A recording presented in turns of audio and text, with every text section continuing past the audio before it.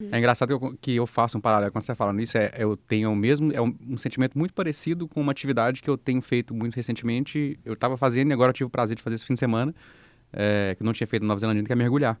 Que mergulhar você tem muito isso também, você tem uma comunidade, e as pessoas gostam de contar história. Quando a gente sai do mergulho, a gente senta no barco, o que você viu? E aí vai um contando pro outro, e ao mesmo tempo a pessoa que está mergulhando ali, porque sempre tem que ter pelo menos mais um mergulhador. Você tem uma conexão muito forte e ela tem que ser constante, porque você tem que estar o tempo todo olhando para a pessoa, perguntando se ela está bem. Dando um feedback para o outro ali, porque qualquer problema que tiver, quem vai ter que te salvar é a pessoa que está do seu lado. Se der um problema no seu tanque ali, parar de fornecer ar, tem que ser rápido. Você não pode distrair o suficiente para esquecer que o seu companheiro existe, sabe? Você precisa estar ligado o tempo todo. Então, ao mesmo tempo, você está quase perdido ali, procurando criaturas interessantes. Você tem que, de vez em quando, parar, olhar para trás ali, perguntar se está tudo bem e tal. E fica esse sentimento de comunidade, né? Você começa a criar uma conexão muito forte com as pessoas que praticam a mesma atividade, porque você tem essa paixão em comum e tem inclusive essa necessidade de ter essa ligação forte mesmo, né? Só de eu imaginar um buraco de 180 metros cheio de água. Agora, o mergulho que eu fiz foi Milford Sound, né? E lá, tipo assim, um dos lugares era mergulho de parede, que a gente chama. Porque é simplesmente isso, sabe? Tem uma parede aqui, uma de rocha, coral, e não tem nada embaixo. Você não tá enxergando fundo, Não, saca? essas coisas eu não gosto, não. É muito gostoso. Não, essas coisas assim, não. Né? Mas Mas dá pra ver alguma coisa?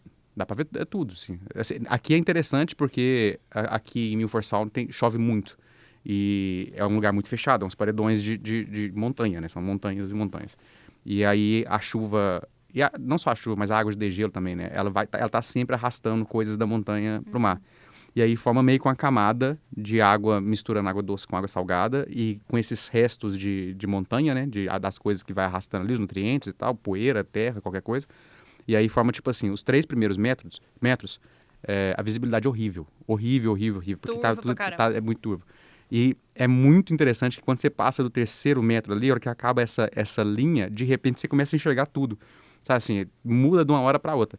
Mas é relativamente escuro comparado com o mergulho que eu estava fazendo na Tailândia também. Porque na Tailândia é limpo desde o começo. Como ali é meio sujo na parte... Tem uma camada Isso, que filtra a luz. telhado. Então você enxerga menos, mas aí a gente mergulha com lanterna. Mas não é como mergulhar à noite. Eu mergulhar à noite em Tailândia. Aí, tipo, à noite você não vê nada. Se tiver sem lanterna, você não enxerga absolutamente nada. É uma experiência muito interessante. E é onde aponta a lanterna ali. Lá não. É tipo assim, é só menos claro.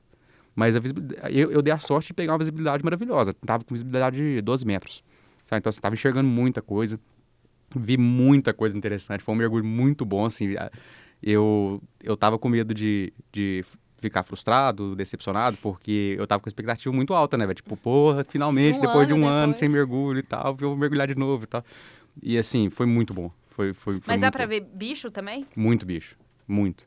Muita coisa interessante, cara. Fundo do mar, você acaba tendo que... Faz parte do seu treinamento, aquilo que eu falei, que você tem que olhar pra trás e conferir com o seu parceiro se ele tá bem o tempo todo e tal.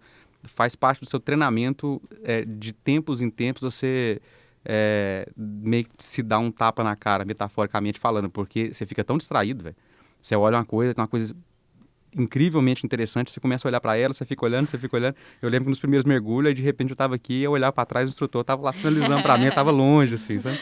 E eu esquecia de olhar pra trás, eu esquecia de ver se as pessoas estavam bem, sabe? Então você vai pegando com a experiência, você vai começando a fazer esse trabalho, checagem. essa checagem, você vai aprendendo a fazer isso mais frequentemente.